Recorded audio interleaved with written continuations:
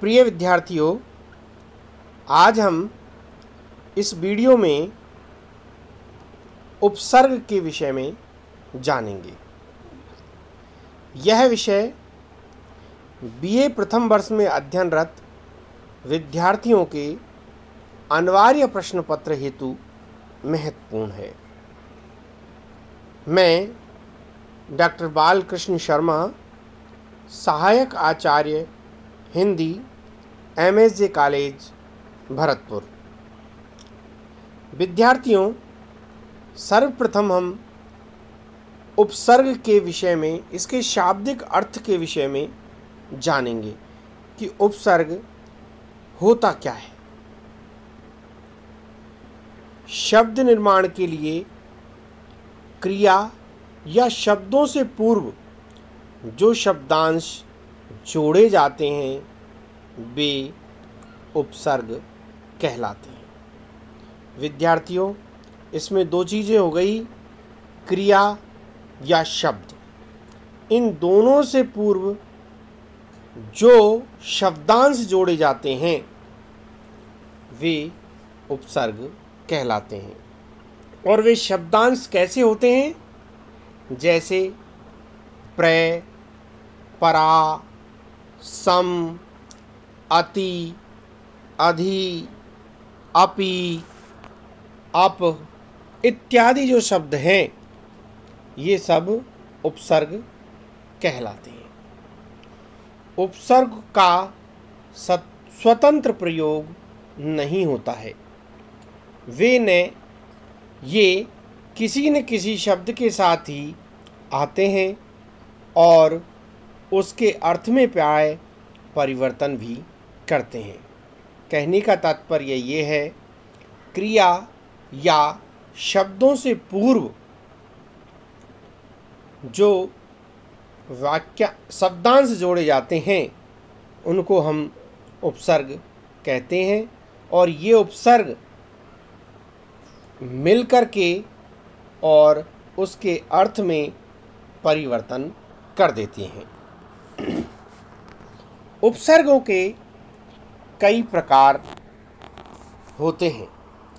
सर्वप्रथम हिंदी में प्रयुक्त होने में संस्कृत के उपसर्ग। दूसरे प्रकार के होते हैं उपसर्ग की तरह प्रयुक्त अव्यय। और फिर तीसरे प्रकार में आ जाते हैं हिंदी के अव्यय, हिंदी के उपसर्ग। और हिंदी के उपसर्ग के बाद में विदेशी भाषाओं के उपसर्ग भी हिंदी में प्रयुक्त होते हैं। तो ये जो 4-5 तरह के उपसर्ग हैं ये हिंदी में प्रयुक्त होते हैं। अब हम सबसे पहले बात करेंगे संस्कृत के उपसर्गों की। हिंदी में चूंकि हिंदी की जननी संस्कृत है, इसमें ऐसे उपसर्ग हैं जो बहुतायत मात्रा में प्रयुक्त होते हैं। जैसे अति उपसर्ग। अति उपसर्ग संस्कृत का उपसर्ग है जिसका अर्थ होता है अधिक या परे। इससे जो शब्द निर्माण की प्रक्रिया होती है उसमें कुछ शब्द मैं यहाँ उदाहरण के रूप में बता रहा हूँ आपको। अति वृष्टि। वृष्टि में अति उपसर्ग लगाकर अतिवृष्टि बना है। अत्याचार। अति प्लस आ प्लस चार, इन तीनों से मिलकर बना है अत्याचार। और अत्याचार में अति उपसर्ग है। अतिशय। अति प्लस शय, दो अलग अलग ये हैं, इनसे मिलकर बना है अतिशय। अत्यंत। अति प्लस अंत से मिलकर अत्यंत बना है। अत्युक्ति।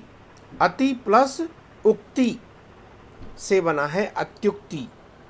अतीत, अत्यावश्यक, अतीव और अत्याधुनिक, ये सारे शब्द संस्कृत के अति उपसर्ग से निर्मित हुए हैं। इसके बाद में हम देखेंगे अधि उपसर्ग। अधि उपसर्ग से इसका अर्थ होता है ऊपर या अधिक। जैसे अध्यक्ष, अधि प्लस अक्ष, अध्यादेश, अधि आदेश, अधीक्षण, अधीन, अध्ययन, अध्याय, अधिगम, अधिनियम, अधिनायक, अध्यात्म, इन सब शब्दों में निर्माण में, इन शब्दों के निर्माण में अधि उपसर्ग का प्रयोग हुआ है। इसके बाद है अनु। अनु का अर्थ होता है पीछे या समान। इससे निर्मित होने वाले जो शब्द हैं वो हैं अनुचर, अनुगामी, अनुशासन, अनुच्छेद, अन्वेषण, अनुराग, अनुदित, अनुभव, अनुदान, अनुप्राय, अनुयायी। ये जो सारे शब्द निर्मित हुए हैं ये हुए हैं संस्कृत के अनु उपसर्ग से। प्रिय विद्यार्थियों, आज इस वीडियो में हमने संस्कृत के 3 उपसर्गों को जाना है, जिनका नाम है अति, अधि और अनु। इनसे निर्मित होने वाले जो शब्द हैं वो हमसे परीक्षा में पूछे जाते हैं। प्रश्न इस तरह पूछा जाता है कि अति उपसर्ग में, अति उपसर्ग से कोई 4 शब्द बनाएंगे, या अधि उपसर्ग से कोई 4 शब्द बनाएंगे, या अनु उपसर्ग से कोई 4 शब्द बनाएंगे। या फिर वो हमसे पूछ सकता है कि निम्न शब्दों में से उपसर्ग का पता लगाइए। जैसे आपको दे दिया अध्यक्ष। अध्यक्ष शब्द का निर्माण हुआ है अधि प्लस अक्ष, तो यहाँ पर अधि उपसर्ग है और अक्ष मूल शब्द है। अतः विद्यार्थियों, इन सब चीज़ों को आपको ध्यान में रखना चाहिए। संस्कृत के अन्य उपसर्गों के बारे में हम जानेंगे अगले वीडियो में। तो तब तक के लिए धन्यवाद।